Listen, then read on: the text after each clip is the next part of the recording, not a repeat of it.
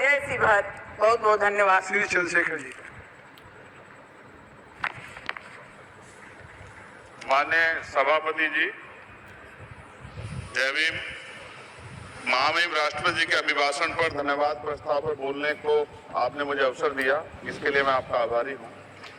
सभापति महोदय, सर्वप्रथम मैं बहुजन समाज में जन्मे सभी संतों, गुरुओं, महान पुरुषों को नमन करता हूँ, जिनमें महात्मा ज्योतिबा फूले, डॉक्टर बाबा साहब अम्बेडकर, मान्यवर काशीराम साहब को मैं याद भी करता हूँ आज के दिन पर। साथ साथ नगीना की महान जनता और भीम आर्मी और हमारी पार्टी आजाद समाज पार्टी काशीराम के साथियों का भी धन्यवाद करता हूँ। इसके बाद अपने कुल गुरु जगत गुरु सदगुरु रविदास जी महाराज को भी मैं नमन करता हूँ, जिन्होंने दुनिया को लगभग 600 साल पहले बेगमपुरा शहर के रूप में दुनिया का सबसे महान लोकतांत्रिक दर्शन दिया। अध्यक्ष महोदय, माननीय सभापति जी, 14 अगस्त 1947 को ये देश अंग्रेजों के अधीन था। 15 अगस्त 1947 को हम लोग आजाद हुए। 16 अगस्त 1947 को देश आजादी में था, लेकिन धन धरती राजपाट में बंटवारा नहीं हुआ। जो साधन संसाधन थे उनमें बंटवारा सही रूप से न होने के कारण एक बहुत बड़ी आबादी सुविधाओं से वंचित और सम्मान से वंचित रह गई। उनको सम्मान देने के लिए और अंतिम व्यक्ति तक सुविधाएं पहुंचे, इसके लिए लोकतंत्र की व्यवस्था हुई। लेकिन आजादी के 70 साल बाद भी हम कहाँ खड़े हैं, इसमें ये चिंता का विषय है। मैं मानता हूं कि सामाजिक न्याय तभी होगा माननीय सभापति जी, जब जातीय जनगणना पूरी होगी और जातीय जनगणना कराई जाएगी और साथ साथ संख्या के आधार पर आरक्षण जो है वंचित वर्गों का बढ़ाया जाएगा। उसके साथ साथ जब राष्ट्रपति जी अभिभाषण में बात रख रही थी तो उन्होंने शहरी और ग्रामीण क्षेत्रों के विकास की बात कही और ये भी कहा कि दुनिया में सबसे उत्तम शहर हमारे यहाँ बने। लेकिन माननीय सभापति जी, 70% आबादी तो गांव में निवास करती है, तो गांव की आबादी के बारे में भी सोचना होगा कि उनका जीवन कैसे बदले। माननीय सभापति जी, उच्च शैक्षणिक संस्थानों में बहुजन समाज के जो छात्र हैं उनके साथ कास्ट एट्रोसिटी हो रही है, निरंतर उनकी हत्या हो रही है।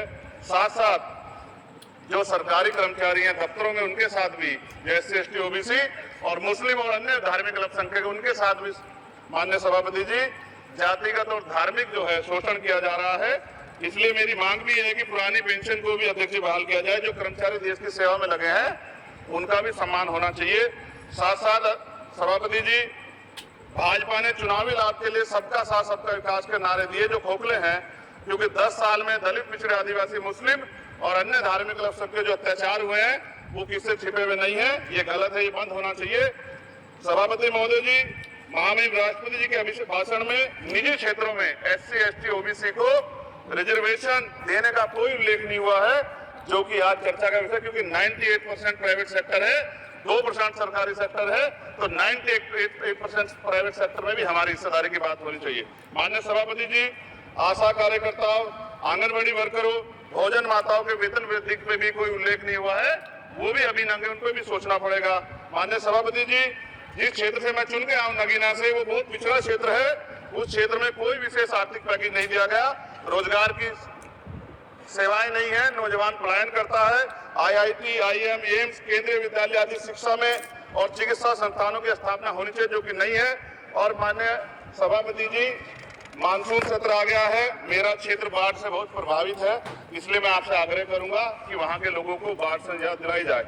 माननीय सभापति जी, चीन हमें आंख दिखा रहा है और लगातार हमारे देश की सीमाओं में घुसपैठ कर रहा है, इसलिए अग्निवीर योजना को हटाकर पुनः सेना भर्ती शुरू की जाए और साथ साथ भारत की सबसे प्राचीन व बहादुर रेजिमेंट में से एक चमार रेजिमेंट को पुनः बहाल करा जाए, ऐसा भी मेरा आपसे आग्रह है।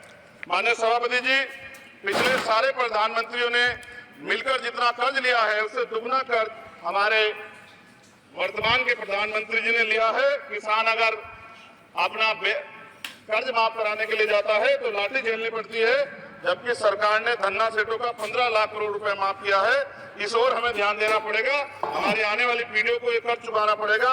माननीय सभापति महोदय जी, किसानों को एमएसपी की लीगल गारंटी तथा किसानों का कर्ज माफ होना चाहिए। साथ साथ 2 अप्रैल 2018 को एससी एसटी के बच्चों पे बहुत बड़े पैमाने पे मुकदमे लगे थे, वो हमारी लड़ाई सही थी, ये सुप्रीम कोर्ट ने माना और बाद में सरकार ने माना, वो मुकदमे तुरंत वापिस होने चाहिए। माननीय सभापति जी, प्रेस जो है उस पर भी शिकंजा कसा जा रहा है, जो पत्रकार सरकार के खिलाफ बोलता है नौकरी से हाथ धोना पड़ता है और सोशल मीडिया हमारा हथियार है, उस पर तरह तरह के प्रतिबंध लगा लगाए जा रहे हैं और विरोध करने वालों को सोशल मीडिया हैंडल भी सस्पेंड करा दिए जा रहे हैं। साथ साथ सभापति जी, पेपर लीक और परीक्षाओं के कैंसिल होने से देश के नौजवानों का भविष्य खतरे में है। नीट, यूपी सिपाही भर्ती सभापति जी और 69,000 शिक्षक भर्ती में आरक्षण घोटाला हुआ है, कोई पूछने वाला नहीं, खून के आंसू रो रहे हैं बच्चे, बेरोजगारी का दर्द युवा झेल रहे हैं। इसलिए मेरा आग्रह है कि युवाओं के लिए कृपया समाप्त करें। माननीय सभापति जी, मैं पहली बार बोल रहा हूँ, आप कहेंगे मैं बैठ जाऊंगा, मैं आपकी बात, मैं संवैधानिक मर्यादा का पालन करूंगा, मगर हम तो माननीय सभापति जी सुन ही रहे हैं। आप बोलिए, 1 मिनट। धन्यवाद। 1 मिनट और बोलिए। अध्यक्ष सभापति जी, नारी सम्मान की बात करने वाली सरकार, हमने मणिपुर देखा सर, हमने पहलवान बेटियों का हर्ष देखा सर, और हमने सर हाथरस की बेटी का हर्ष देखा सर, और हाथरस के परिवार को जो वादा किया था सरकार ने वो भी पूरा नहीं किया। और महिलाओं में भी, स्पेशली दलित, पिछड़े और मुस्लिम वर्ग की, आदिवासी वर्ग की महिलाओं के साथ आज भी एनसीआरबी का डाटा कहता है सर, जो जुल्म हो रहा है वो सहनीय नहीं है सर। साथ साथ कोविड में तैरती, हमने कोविड में बहुत सुना सर, कोविड में तैरती लाशें भी गंगा में हमने देखी है सर, और मजदूरों का हाल भी हमने देखा है। सभापति जी, मैं समाप्त कर रहा हूँ। नोटबंदी पे छोटे मजले उद्योग की जो कमर टूटी वो भी हमने देखी है। सभापति जी, शैक्षणिक संस्थानों, विश्वविद्यालयों में, चिकित्सा संस्थानों में ओबीसी एसटी के योग्य अभ्यर्थी को एनएफएस करके जिस तरह निकाला जा रहा है, लेटरल एंट्री करके जिस तरह हमारे रास्ते बंद किए जा रहे, ये भी हम देख रहे हैं सभापति जी।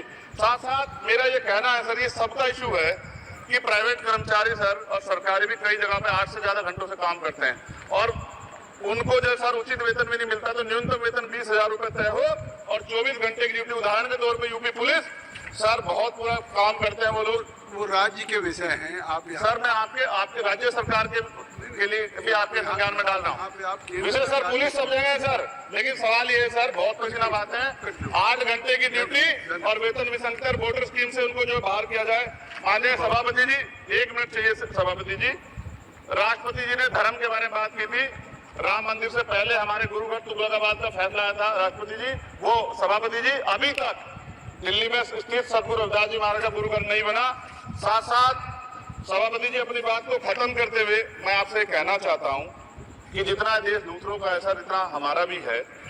हम मरने के लिए पैदा नहीं हुए, जो चाहता है हमारी हत्या कर देता है। मूछे रखने पे, घोड़ी पे बैठने पे, मटकी छूने पे हमारी हत्या हो रही है। क्या बदला है सर 70 साल बाद भी?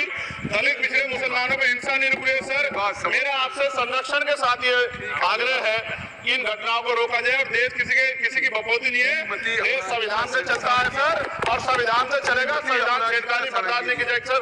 धन्यवाद। श्रीमती अपराधी। जय भीम, जय भारत।